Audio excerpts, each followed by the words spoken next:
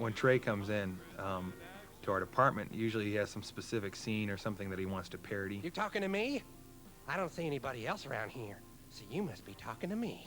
He'll just pull whatever chunk of whatever movie he likes and put it in. It puts the lotion on its skin or else it gets the hose again. Please, mister, let me out! Put the lotion in the f***ing basket! I spy with my little eye something that begins with the letter P. What the heck starts with the letter P? Pirate Ghost! We came up with this funny idea of like, let's make Korn visit South Park just like the Harlem Globetrotters used to visit Scooby-Doo. Great rehearsal, gang. That was really groovy. Let's practice one more time before the show starts. We did have this one character who we based on Thelma, and that was Fieldy. What? Fieldy wanted to be the tough guy out of all our designs. He said, make sure I look, pimp tough. So we decided to make him look like Thelma. Oh no, I lost my glasses. He was like, why do I have to be Thelma? You have to be the little short one with glasses. Come on, look at you. My glasses gotta be around here somewhere. Who is Eric Cartman's father? Is it Chief Running Water?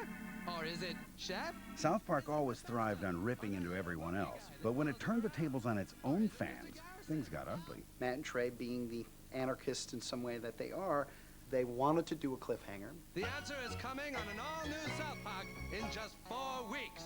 What?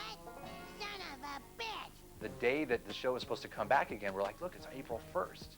We're like, oh, dude, we should do a big April Fool's joke. You've waited 4 long weeks to find out who the father of Eric Cartman is.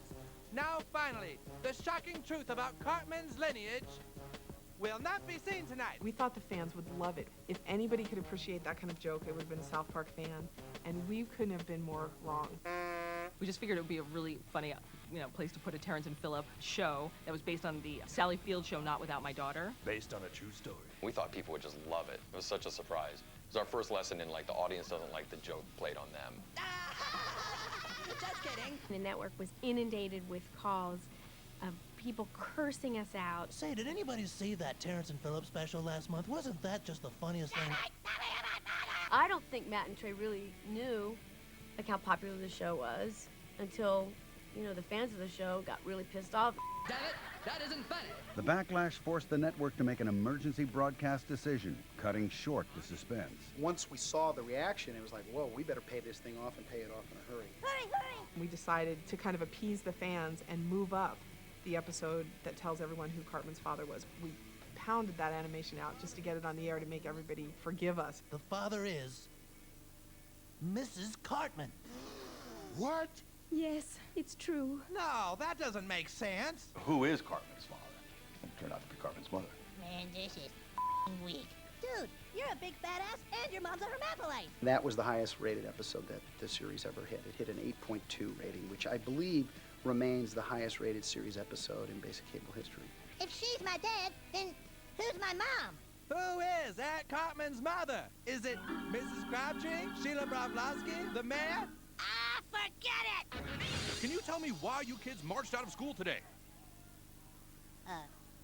War? Right, what about the war? It's gay? For South Park's 100th episode, Matt and Trey teamed up with a man who already knew a thing or two about controversy. My son was such a great fan of the show, and I became a fan through him. He just called us and came down to the studio one day. And all of a sudden we're sitting there doing voices, and Norman Lear, the god of everything funny on TV, is like sitting there in our studio. We thought it would be a great thing for Norman Lear to be a part of the 100th episode. Here we are then, the current residents of Master Thomas Jefferson. Super neato! Norman Lear is really into the Declaration of Independence. He actually owns a copy. And so it seemed natural to do something with the Declaration of Independence. Only the official messenger boy is allowed to talk to Mr. Jefferson. Oh, okay. I guess I understand.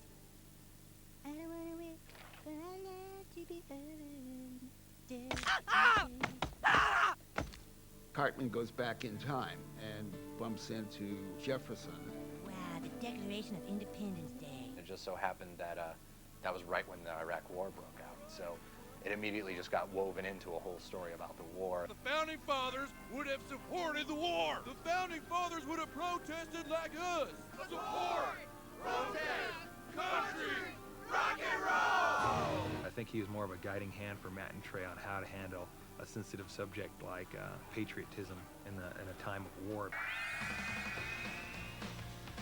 100 episodes and countless bleeps later, South Park continues to push buttons, pull ratings, and expand the vocabulary of social satire. Here's a chat room. Men who like young boys. That's perfect. Hi, everybody. I am a young boy seeking an older male for good times. I am 8 years old and would like... Wow, look at all these guys that want to be my friends. They're the only guys who didn't play the game. They're the only guys who didn't listen to people who knew better. We don't have a formula for South Park, and that's why after 6 years it's still totally fresh to us. My children, you should know something. I'm packing. It's intelligent. It's intelligent social commentary. Drugs are bad because if you do drugs, you're a hippie, and hippies suck. As long as we can keep finding topics and things that people are afraid to talk about and afraid to deal with, we can keep doing this show forever. Shut your mouth and make babies.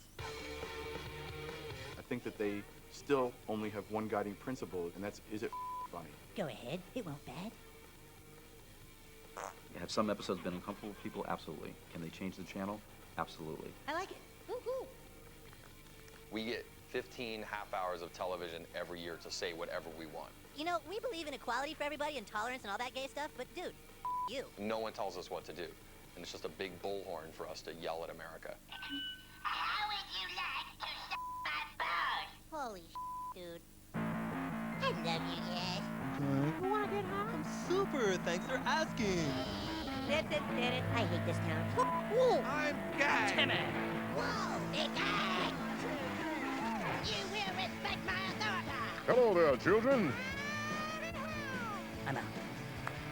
I said that. Help me out over here. Wow, what a trick to go to you. Ow! Oh my God! That's Bill Penny! What did you say? That's up.